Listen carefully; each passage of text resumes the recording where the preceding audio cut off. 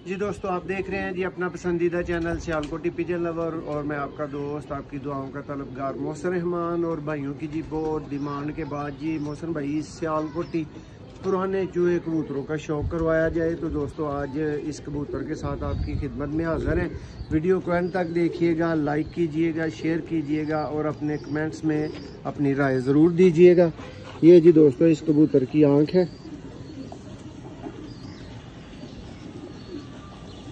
तो कोशिश करता हूँ कि थोड़ी सी धूप में भी इसकी आंख आपको दिखाई जाए। दोस्तों ये जी इस कबूतर की आंख आप देख रहे हैं। और ये दोस्तों इस कबूतर का पर, ये देखें बाहर के 3 पर देखें। ये इसकी टेल दोस्तों, ये इसका पंजा। कबूतर पसंद आए वीडियो को लाइक शेयर